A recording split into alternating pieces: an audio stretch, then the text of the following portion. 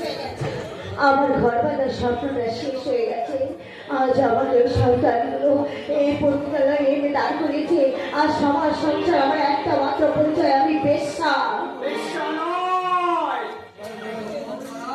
এবং তাকে করার একটা জীবন্ত কারখানা। কেন কেন তুমি বলো শৈতান, কেন আমাকে শাদি করার লোক দেখে তুমি আমাকে এখানে নিয়ে এসেছো? বলো বলো শৈতান, বলো। ওজাক নয় হাসিনা, এটা একটা বেহেস।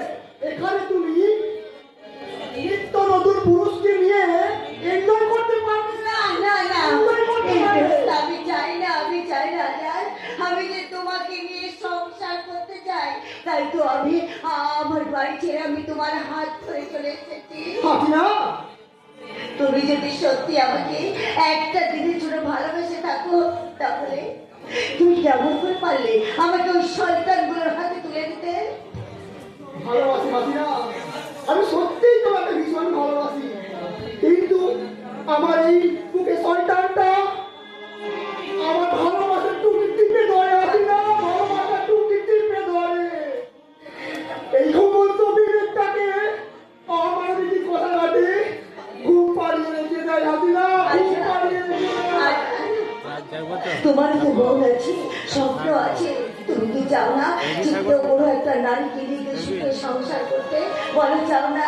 চাই হাসিনা, চাই। আমিও সংসার করার স্বপ্ন দেখি হাসিনা। নারী পুরুষে দুটি মন মিলেমিশে একাকার হয়ে একই পথে চলতে আমিও চাই হাসিনা।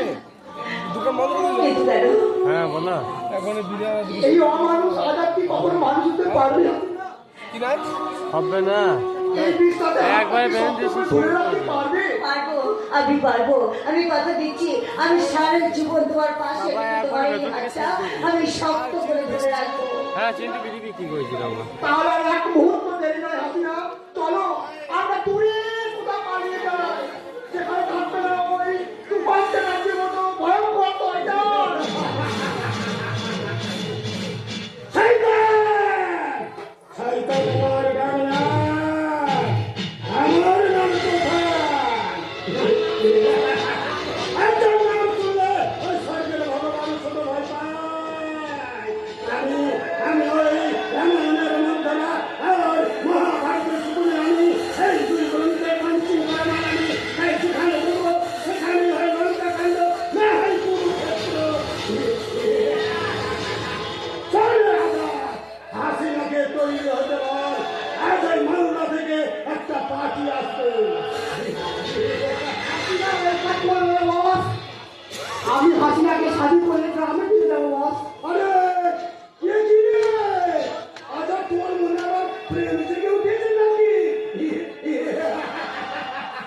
এ ভালোবাসা তো প্রত্যেক মনে থাকে বস। কেউ জায়গা করে নেয় আর কেউ বা আপন বন্দি করে রাখে। আর আমার মনের ভিতরে এই অমানুষটা জেগে উঠেছে বস। তাই আর পাপ কাজ আমি করবো না বস, আর পাপ কাজ আমি করবো না। আমার নাম তুফান। তাই আচ্ছা তুই হাসিনাকে শাদি করে আগে তুই তোর ওই নিজের আল্লাহ কাটা দেখে দে।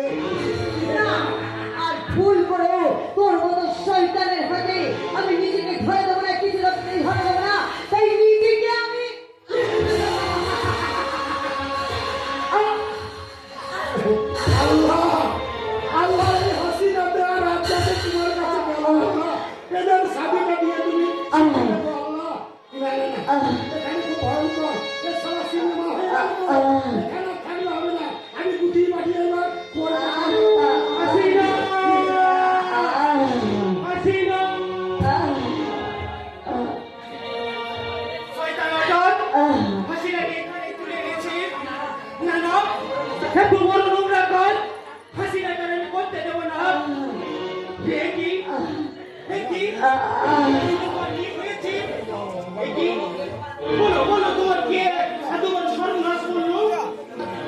তুমি দুঃখ করো না নিলয়, আর তোমাকে নিয়ে এই জন্য আমার ঘর বাঁধা হলো না। তুমি নতুন করে আবার ঘর বেঁধো। আসিনা না, আমি নতুন করে ঘর বাঁধতে চাই না।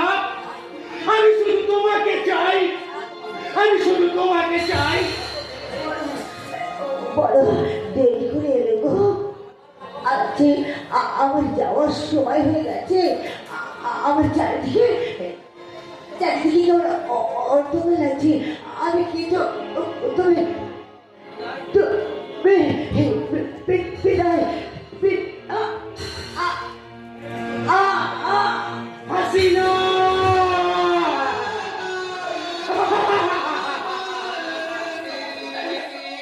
হাসছো আমার, হাসছো। তুমি তুমি আড়াল থেকে অস্ত্র হাসি হাসছো। আমার জীবনের পরিণতি তুমি দেখে যাবে না। যে প্রধানে জিতবে, জিতবে আমার ভালোবাসা। তাই তাই আমি তোমার বুকে রক্ত নিয়ে তোমার সুন্দর স্মৃতি রাঙিয়ে দিলাম। জিতে গেছি। আমার ভালোবাসার কাছে তোমাকে আমি হাঁটতে দিইনি ভগবান, তোমাকে আমি হাঁটতে দিইনি। না, বাঁচতে আমি দিব না। শয়তানের আঘাতে আমি এই কাটারি দিয়ে এই মন্ডপটা ঘর থেকে আমি আলাদা করে দেব। তার প্রয়োজন নেই নিজাম ভাই। রাজা তার নিজের পাপে শাস্তি পেয়ে গেছে, আর আর আমার হাসিনা আমাদেরকে ছেড়ে অনেক অনেক দূরে চলে গেছে।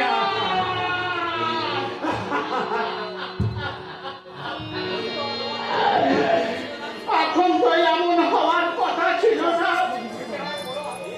ও যে আমার বড় বোন হাসিনা, তোমার মতন একটা হিন্দু ছেলেকে ভালোবেসেছিল। নিজাম ভাই, আমি তো কোনোদিন বাধা দিইনি। আমি চেয়েছিলাম আমার বহিনটা সুখী হোক। এই ভাবতে পারি নাই যে তার জীবনটা এইভাবে অকালে হারিয়ে যাবে। নিজাম ভাই, না, যে শয়তানের জন্য আমার বহিনটাকে অকালে চলে যেতে হলো, তার জন্য হয় দীক্ষিতাটা অকালে নিয়ে গেল। নিজাম ভাই, আমি কোনোদিন আমি ছেড়ে দেব না, তাকে আমি কোনোদিন ছেড়ে দেব না। নিজাম ভাই,